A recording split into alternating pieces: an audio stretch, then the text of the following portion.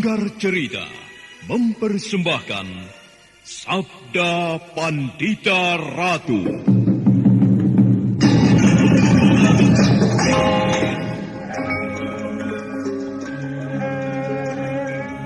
Jawablah, Ken Umang. Benarkah kau berada di belakang peristiwa ini? Tidak, Tuanku. Hamba tidak berada di belakang peristiwa yang baru saja terjadi. Kau tidak berbohong, Ken Umang? Baginda Tuanku tidak percaya kepada hamba. Jawab pertanyaanku. Kau tidak berada di belakang peristiwa ini? Tidak. Umang, aku minta jawab dengan kejujuranmu. Janganlah kau menimpakan sebuah kesulitan kepadaku. Jika sampai terjadi sesuatu pada Pangeran Pati, maka semua orang di Singasari akan menuduhku. Akulah sebenarnya yang melenyapkan Anusapati. Ayo, jawablah, Ken Umang. Baginda, hamba tidak mau Baginda bersikap kasar seperti itu kepada hamba. Hamba sudah menjawab bahwa hamba tidak berada di belakang peristiwa itu. Hamba mengatakan sebenarnya, hamba memang berkepentingan dengan lenyapnya Anusapati itu, karena ia akan menjadi duri di dalam daging hamba.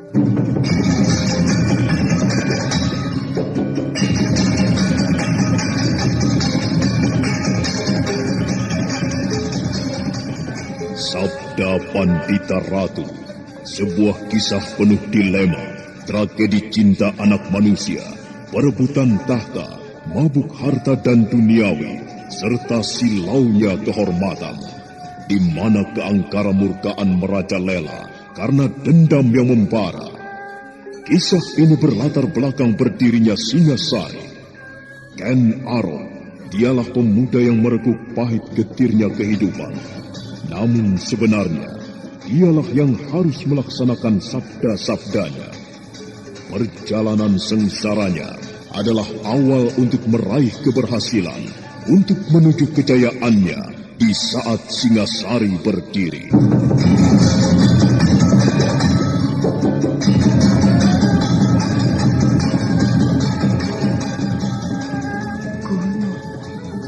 Gunung tidur akan meletus. Apakah ayahmu selama ini sedang mengamati gunung? Gunung apa? Seperti kurang pekerjaan saja mengamati gunung. Jika yang diamati adalah gunung yang akan meletus, siapapun mempunyai kepedulian besar terhadap peristiwa itu, Adi Tawang Alun, karena membahayakan jiwa orang banyak. Rasanya tidak. Dan aku kira bukan itu yang dimaksud oleh ayah. Tentu bukan gunung yang sebenarnya.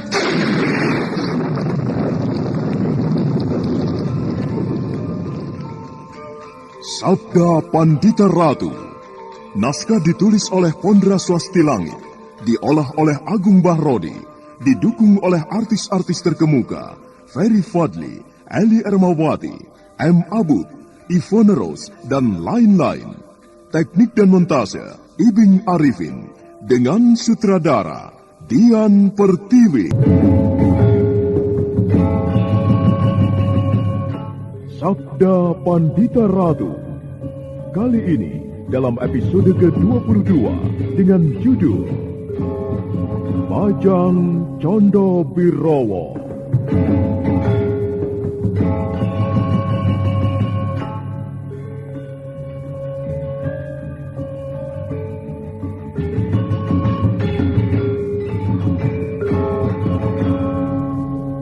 Dalam seri ke-651 ini, dengan para pemain, Wahyu Chandra sebagai Brahmana Lohgawe, Arya sebagai Wong Panambas, Eli Ermawati sebagai Ken Dedes, Lili Nur Indah Sari sebagai Ken Umang, Anis Yuliatri sebagai Emban, Endang Sagita sebagai Dukun Juling, dan Asdi Suhastra, pengantar cerita. Sandiwara Radio ini masih Anda dengarkan di channel YouTube Satria Collection. Jangan lupa tekan tombol like dan subscribe.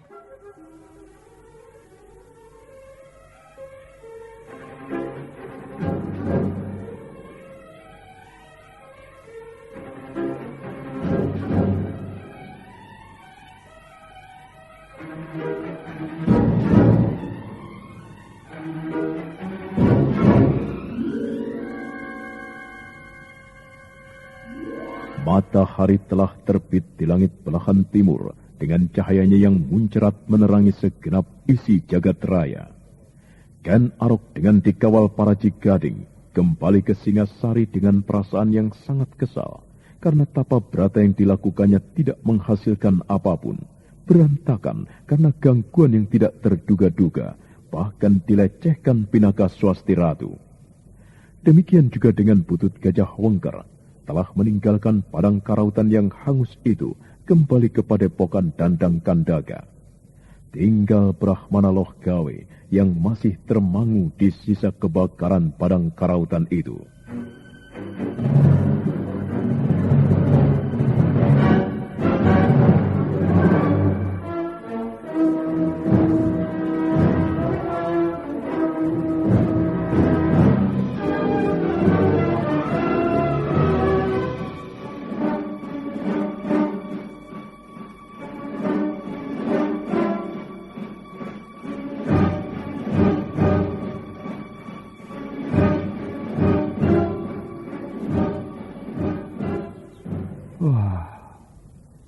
Betapa aneh isi dunia ini. Menyimpan beberapa kejadian yang tidak terduga-duga sebelumnya. Semuanya saling melilit dan mengkait. Dan sulit mendebak apa yang kemudian akan terjadi. Meski dalam rentang waktu yang hanya sejengkal akan datang. Sri Baginda orang yang sakti mandraguna. Dulu aku temukan di padang karutan ini. Dan aku membawanya untuk mengabdi pada Aku Tunggul Amatung. Nasib telah membawanya ke kursi kencana yang ia duduki sekarang.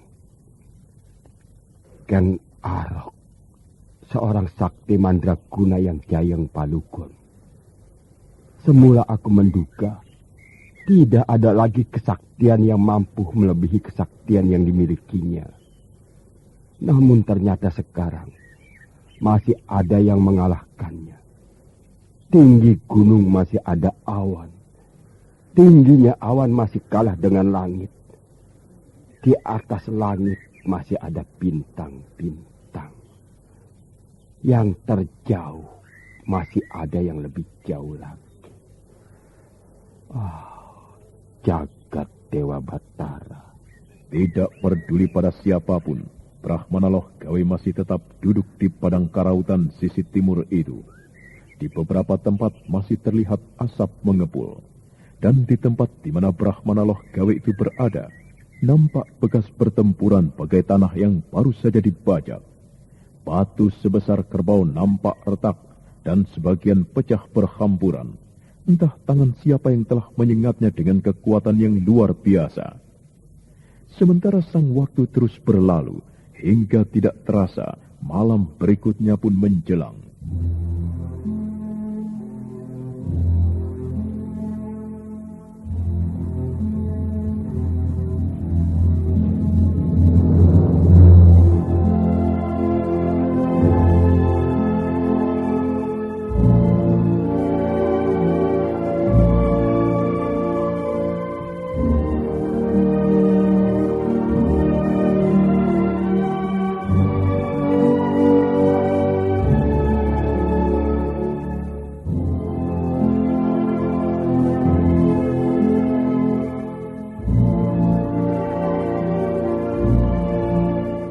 Sandiwara Radio ini masih Anda dengarkan di channel YouTube Satria Collection.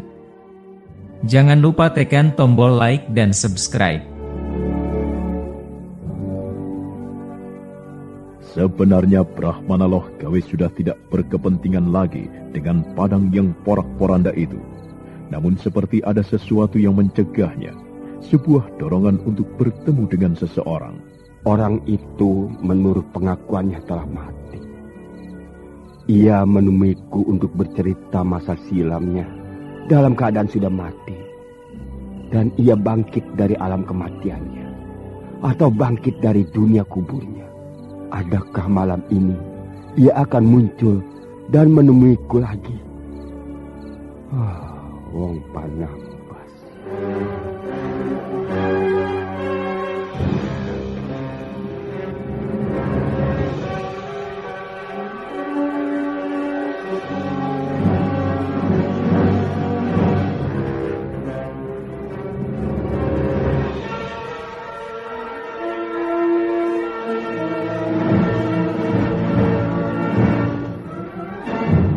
telah turun. Di langit masih terlihat bulan sepenggal. Bulan yang sama dengan kemarin, hanya tempatnya saja yang telah bergeser. Bintang-bintang gemerlapan, Brahmana Loh Gawe ternyata masih tetap bertahan di tempat itu. Untuk mengganjal perutnya, Brahmana Loh Gawe telah menelan beberapa potong makanan kering bekalnya dan meneguk sedikit air dari kampil tempat minumnya. Akan terpenuhikah keinginanku untuk bertemu dengan Wong Panambas? Jika tidak, tentu sia-sia apa yang aku lakukan di sini. Sang waktu terus bergeser ke arah sedikit lebih malam. Brahmana Loh Gawe tersenyum ketika akhirnya dia melihat seseorang sedang berdiri termangu di kejauhan.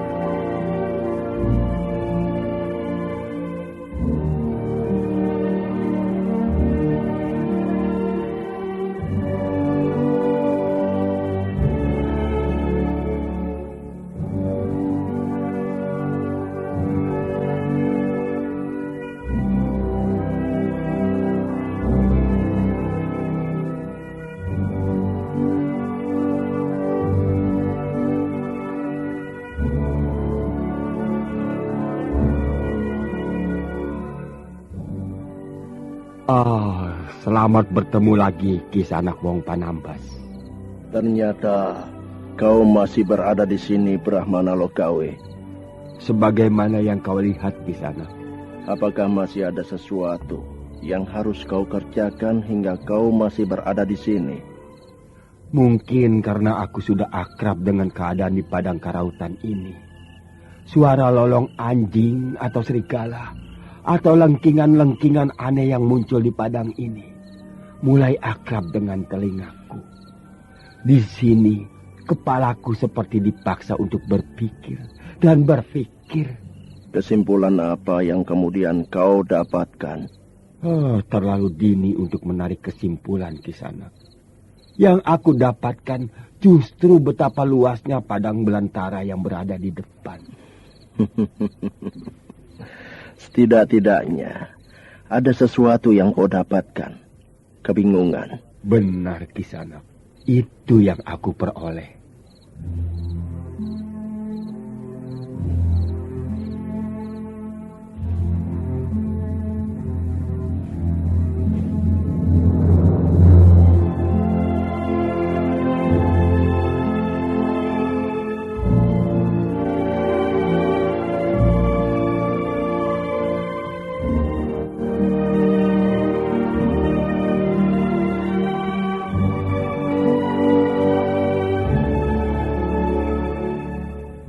Brahmana Loh Gawe merasa gembira bertemu dengan Wong Panambas itu. Dalam sebuah kesempatan, dia sengaja memperhatikan wujud orang yang mengaku telah mati itu dengan seksama. Diperhatikannya dari ujung kepala hingga ke telapak kakinya. Haruskah aku mempercayai apa yang dikatakannya? Bahwa ia sebenarnya telah mati. Wujudnya, aku seperti berhadapan dengan orang yang sebenarnya. Kakinya melekat di tanah. Apakah ada sesuatu yang janggal pada tubuhku, Brahmana? Benar. Memang ada yang aku renungkan. Apakah itu? Wajahmu. Jika kau masih muda, kau tentu mirip sekali dengan Ken Arok. Ya, karena dia anakku. Tentu dia mirip denganku. Ciri-ciri pada wajahku atau tubuhku tentu menurun kepadanya.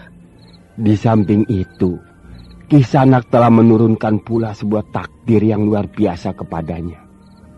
Ken Arok itu sekarang telah menjadi seorang raja yang besar. Putra Kisanak itu telah melakukan sebuah perbuatan yang luar biasa dan nyaris tidak masuk akal.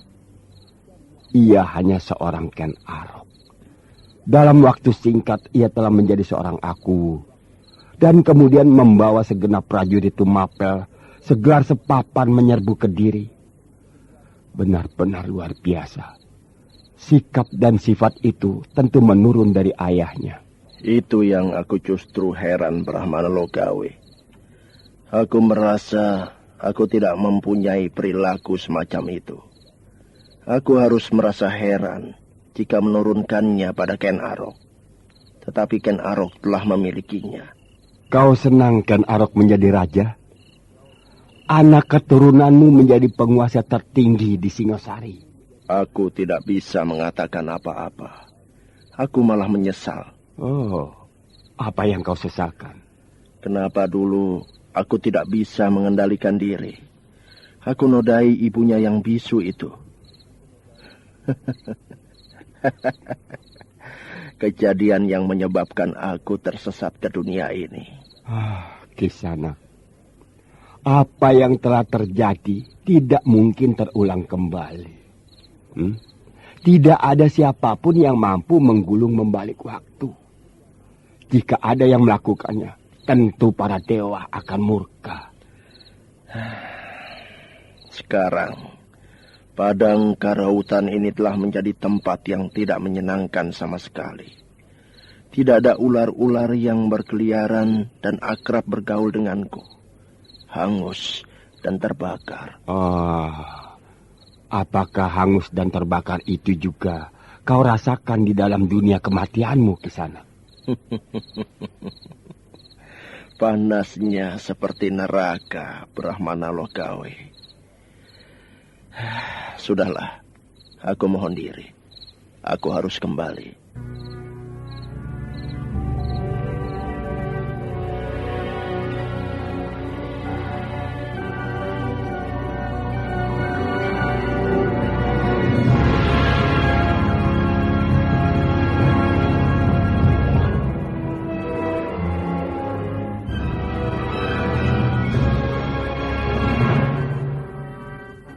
Tanpa menunggu Brahmana Logawe menjawab, Wong Panambas itu kemudian melangkah pergi. Langkahnya perlahan, tidak tergesa-gesa. Di saat itulah Brahmana Logawe merasa perlu memperhatikannya dengan seksama. Dada Brahmana Logawe itu berdesir ketika melihat wujud Wong Panambas yang masih berada dalam jangkauan pandangan matanya itu. Semakin lama semakin kabur, semakin lamat-lamat, untuk kemudian lenyap tiada bekasnya.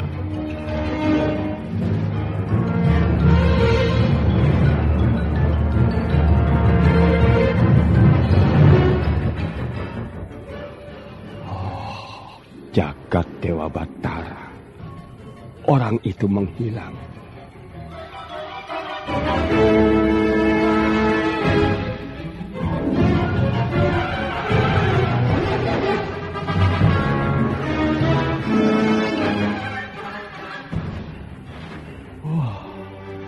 Ya Tuhan yang Maha Agung, nampaknya aku memang harus mempercayai kata-katanya bahwa orang itu benar ayah Ken Arok.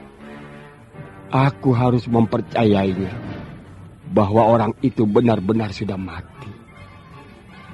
Ya, baru saja aku berbicara dengan orang yang bangkit dari kematiannya. Wong Panambas. Kukidungkan puji dan doa. Semoga kau mendapatkan ketenangan dan ketentraman di alam kelanggenganmu.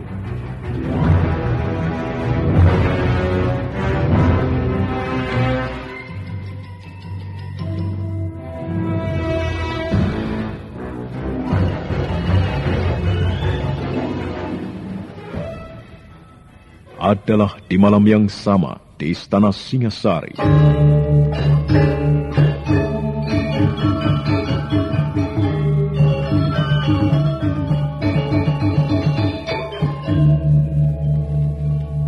Dalam sendiri, Ken Dedes termangu. dan seperti terngiang-ngiang percakapannya dengan Brahmana Loh Gawe.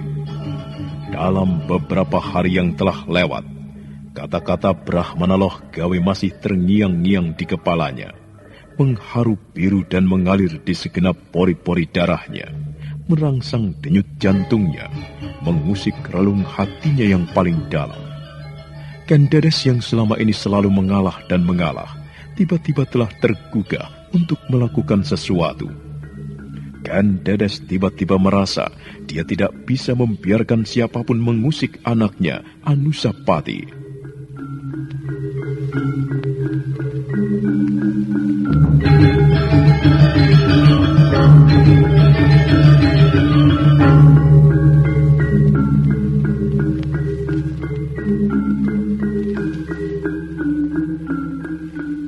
Aku tidak boleh hanya berdiam diri dan pasrah.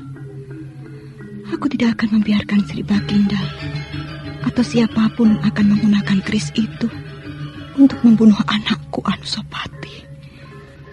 Keris itu harus aku kuasai. Tetapi bagaimana caranya? Dengan mencurinya? Cara semacam itu tidak akan aku lakukan. Aku harus membicarakannya dengan Sri Baginda jika tuanku itu telah pulang dari padang karahutan. Ken Dedes yang hamil muda itu bangkit dari kursi malasnya.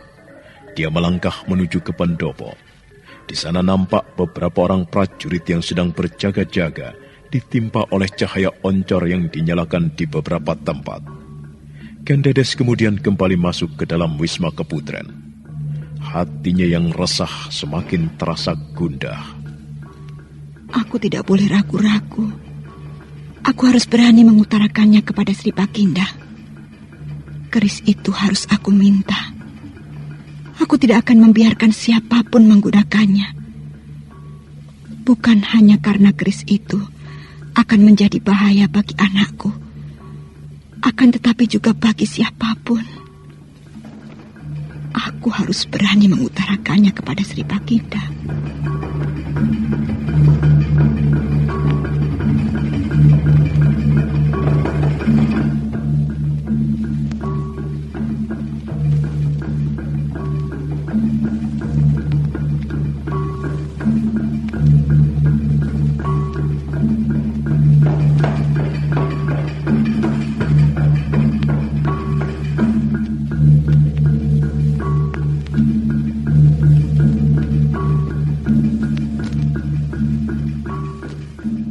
Malam itu, sebagaimana malam-malam sebelumnya, suasana di dalam istana Singasari dalam keadaan tenang. Senopati Diposari yang mendapatkan kepercayaan dari Sri Baginda untuk menyelenggarakan pemerintahan, benar-benar melaksanakan amanat itu dengan sebaik-baiknya. Namun berbeda dengan Wisma Keputren Ken Umang, istri kedua Ken Arok itu digelisahkan oleh keadaan anaknya. Toh Jaya terkena demam.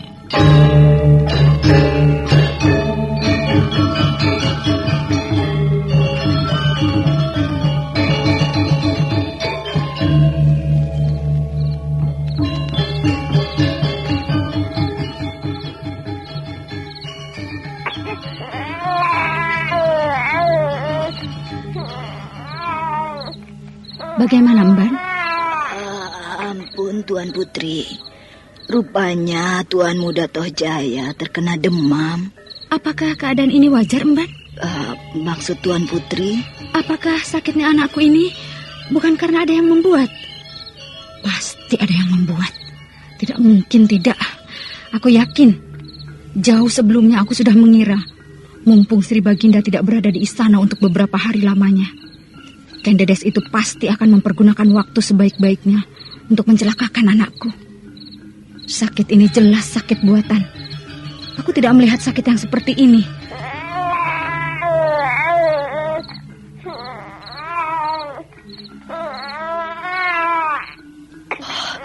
Tubuhnya panas sekali, Tuan Putri.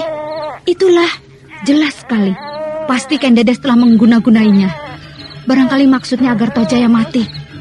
Sial, kita harus melakukan sesuatu, Mban. Apa yang harus kita lakukan, Tuan Putri? Aku akan membalas perbuatan Ken Dedes itu. Aku akan membalas menenungnya. Biarkan Dedes itu sendiri yang mampus. Dengan cemas Ken Umang berusaha menenangkan Toh Jaya yang menangis. Tubuh bayi itu terasa panas sekali. Dan tidak berapa lama kemudian, seorang dukun yang dipanggil telah datang. Ia seorang perempuan yang sudah tua, mata kirinya juling.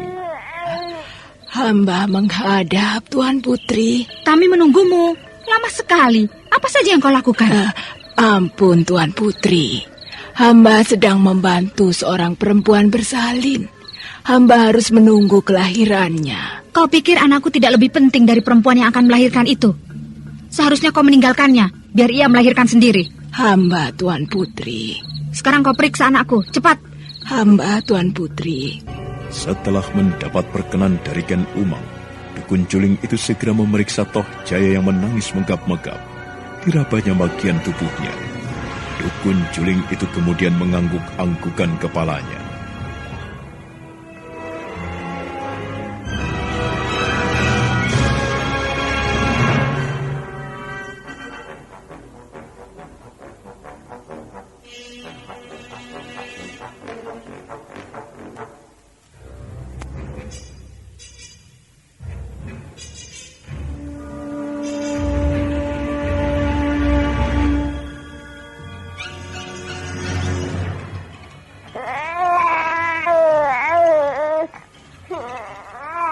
Bagaimana? Hamba, Tuan Putri. Menurut hamba, putra Tuan Putri terkena demam. Mungkin beliau telah salah makan sesuatu yang kemudian menyebabkan tubuhnya panas seperti ini. Kau ngawur. Bukan itu penyebabnya. Oh, hamba, Tuan Putri. Periksa lagi dengan lebih cermat. Apa penyebabnya, ha? Wah, apa ya? Dengar. Di istana ini ada orang yang hatinya jahat dan bermaksud mencelakakan anakku. Mumpung Sri Baginda tidak sedang berada di istana untuk beberapa saat lamanya, orang jahat itu bermaksud membunuh anakku. Itu sudah jelas, mengerti? Hamba, tuanku. Lalu siapa yang melakukan? Siapa lagi kalau bukan Ken Dedes?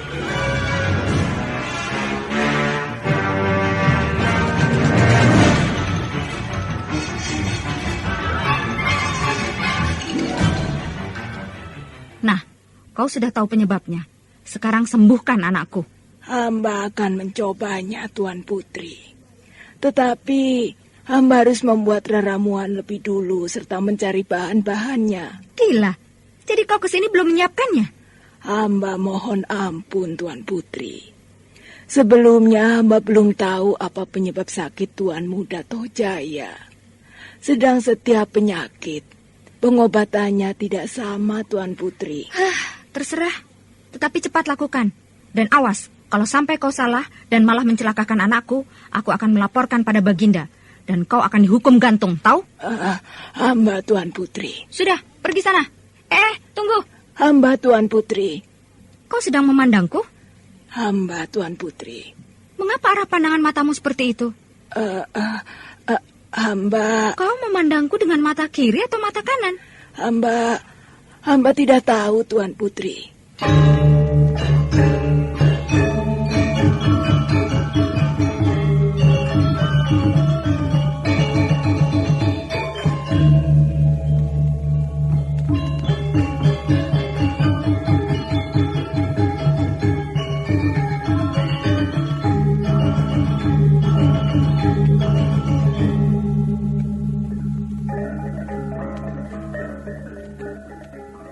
Dukun yang bermata juling itu mengumpat di dalam hati ketika Ken Umang mempersoalkan tatapan matanya yang tidak searah. Dengan ditemani oleh emban yang semula menemani Ken Umang, dukun itu mencari bahan-bahan yang diperlukan untuk membuat ramuan.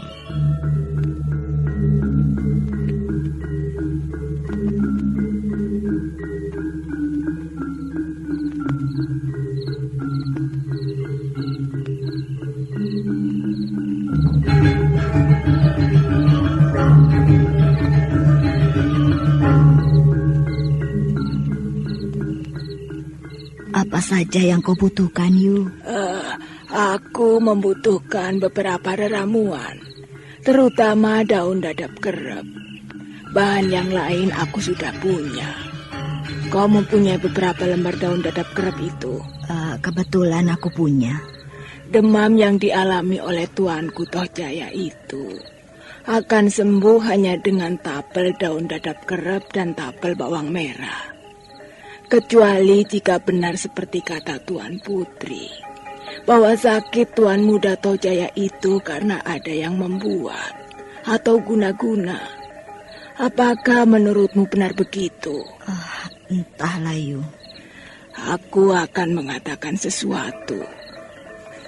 Tetapi simpan rahasia ini rapat-rapat ya. Kenapa? Menurutku, Tuan Putri Kendedes tidak mungkin melakukan itu. Sakit yang diderita oleh Tuan Muda Toh Jaya itu sakit yang lumrah. Sakit sewajarnya, bukan karena guna-guna. Aku juga berpendapat begitu. Tetapi jangan sekali-kali kau mencoba mengutarakan pendapatmu itu di hadapan Tuan Putri Kenumang. Akibatnya akan mengerikan. Dan kenapa, Yu? Mataku memang juling. Akan tetapi aku tidak senang jika ada orang yang menyebut langsung seperti tadi itu. Maklumi saja, Yu. Dan jangan marah. Yang kau hadapi itu istri tuanku Sri Rajasa, Raja Singosari. Aku mengerti itu. Tetapi menurutku, pandangan matamu memang aneh, Yu. Apakah kau sedang memandangku? Iya, mengapa? Oh, aku merasa kau ini memandang ke arah lain. Kau ini. Kau sama saja dengan Tuan Putri Ken Umang.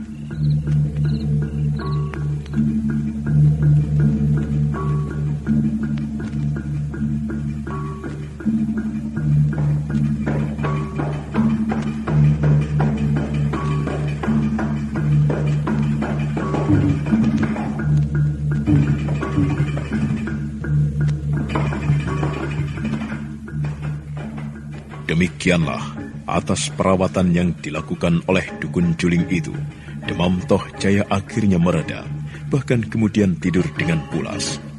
Tetapi dibayangi oleh prasangka yang terlanjur merebak dan tumbuh subur di dalam hatinya, Ken Umang tetap menduga semua itu pasti ulah Ken Dedes. Hari terus bergeser hingga mendekati saat pagi. Ken Umang tetap terjaga. Ken Umang merasa mengantuk sekali, tetapi mengalami kesulitan untuk tidur. Sial, gara-gara perempuan culas itu, aku tidak bisa tidur. Keningku terasa menebal, telingaku berdengung, demit.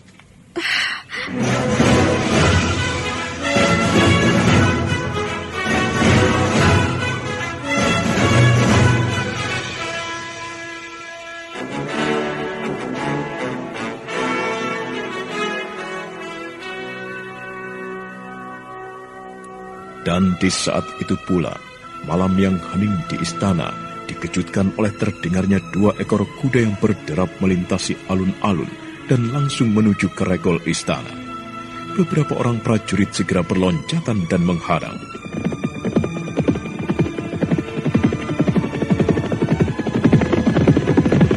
Berhenti!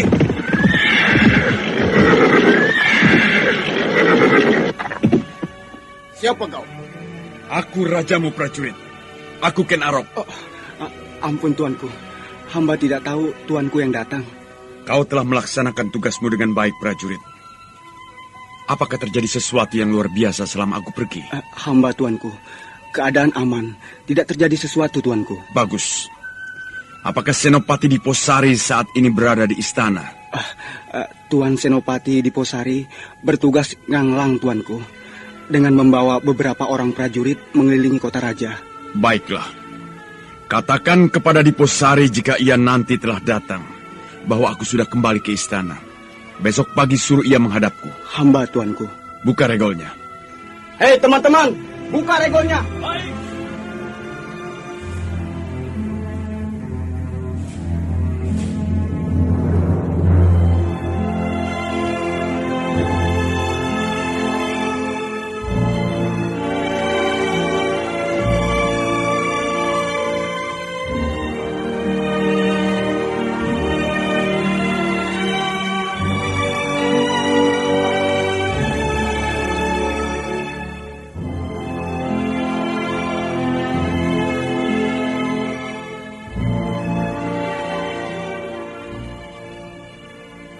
Regol utama halaman istana telah dibuka, dan Sri Baginda yang ditemani para Cigading terus memacu kudanya perlahan masuk ke dalam halaman istana.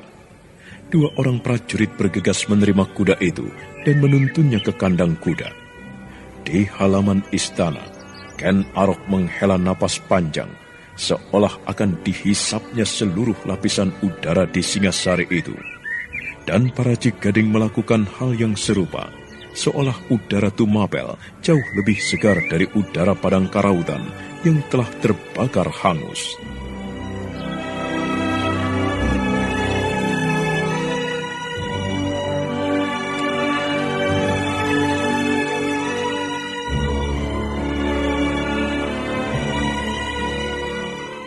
Hari hampir pagi para Cigading. Hamba tuanku. Kembalilah ke barakmu. Dan ingat, jangan mengobrol cerita pada siapapun. Jangan ceritakan apa yang telah terjadi di Padang Karautan itu pada siapapun. Hamba akan menyimpan peristiwa itu rapat-rapat. Hamba tidak akan bercerita pada siapapun tuanku. Bagus. Sekarang aku izinkan kau pergi meninggalkan aku. Hamba mohon diri tuanku. Pergilah.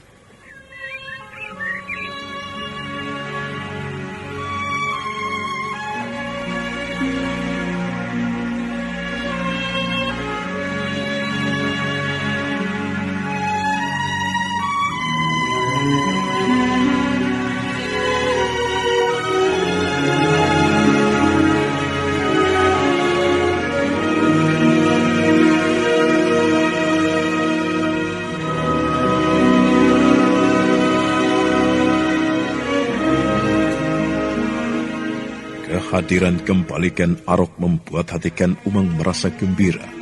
Meski istri raja itu merasa heran, karena belum genap 40 hari seperti yang dijanjikan Sri Baginda itu telah kembali. Ken Arok merasa heran melihat Ken Umang nampak tidak tidur semalaman.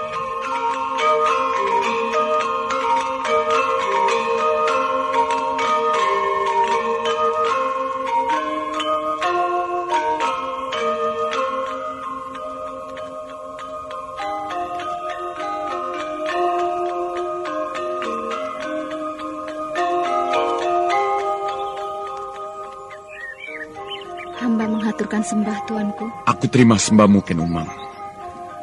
Tetapi nampaknya semalaman kau tidak tidur, Ken Umang. Benarkah itu? Hamba tuanku. Mengapa?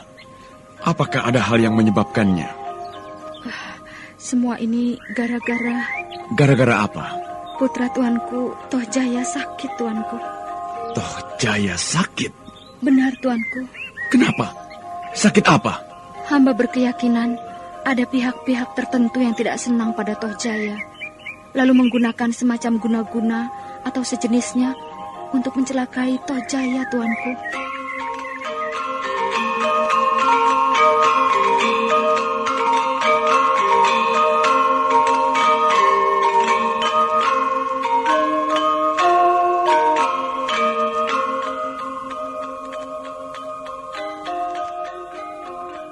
Ken Arok, Raja Singasari yang bergelar Sri Rajasa Batara Sang Amurwa Bumi itu, memandang Ken Umang dengan tatapan mata yang tajam menyelidik. Berdasarkan pengalaman dari apa yang telah terjadi, Ken Arok tidak mempercayai kata-kata itu begitu saja. Tanpa menunggu Ken Umang menjawab, Ken Arok bergegas melangkah ke sebuah bilik di mana Toh Jaya dibaringkan. Diperhatikannya tubuh Toh Jaya yang tidur lelap. Dirabanya lengan dan keningnya. Ken Arok mengangguk-anggukan kepala.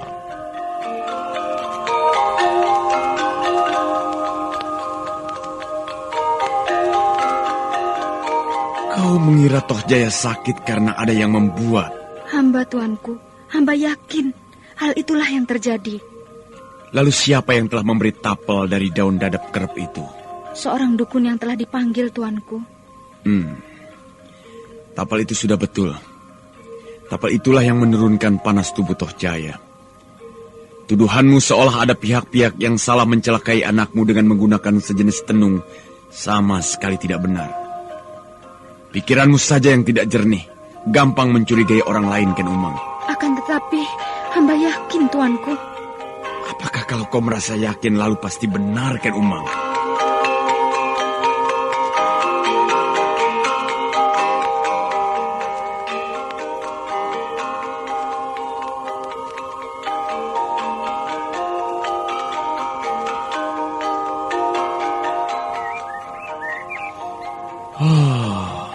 anakmu sakit biasa. Dan sakit itu bisa menimpa siapapun, tidak peduli anak raja. Aku lelah. Aku baru saja pulang dari perjalanan yang jauh. Jangan bebani aku dengan persoalanmu yang ada kalanya tidak masuk akal itu, Ken Umang. Perintahkan kepada Emban untuk mempersiapkan segala sesuatunya. Aku ingin membersihkan diri, mandi keramas. Hamba, tuanku. Hamba akan memerintahkan kepada Emban untuk menyiapkannya.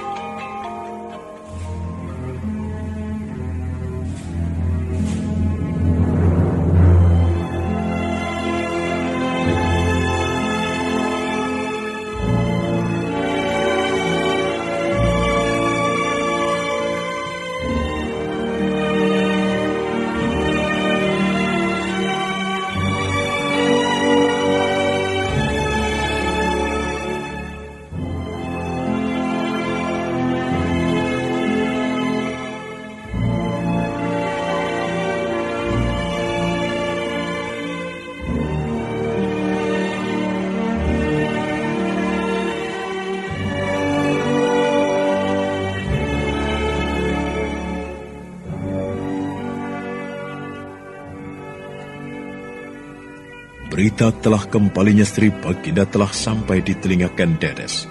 Tetapi istri tua Ken Dedes itu tidak merasa perlu tergesa-gesa untuk bertemu dengan suaminya. Ken Dedes bersikap lebih baik menunggu Ken Arok mendatanginya daripada mendahului menjumpainya. Di bangsal Pasewakan Dalam, di pagi hari itu, Sri Baginda menerima Senopati Diposari menghadap.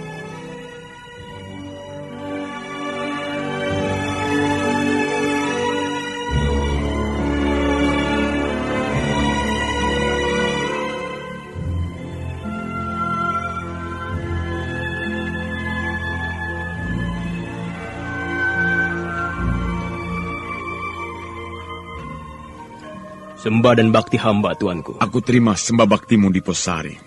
Di samping hamba terkejut, karena belum genap jumlah hari yang tuanku sebutkan.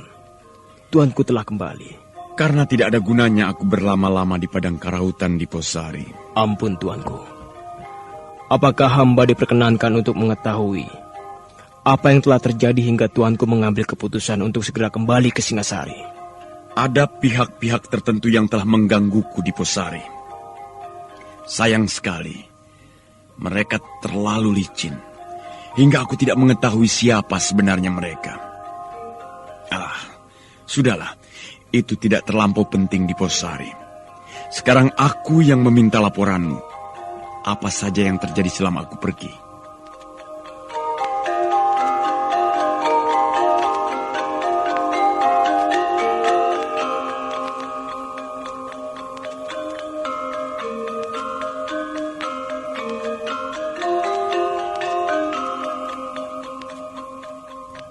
Senopati Diposari dan Ken Arok kemudian terlihat dalam sebuah pembicaraan yang nampak bersungguh-sungguh. Senopati Diposari melaporkan segala sesuatu yang berkaitan dengan pemerintahan selama Sri Baginda berada di padang karautan.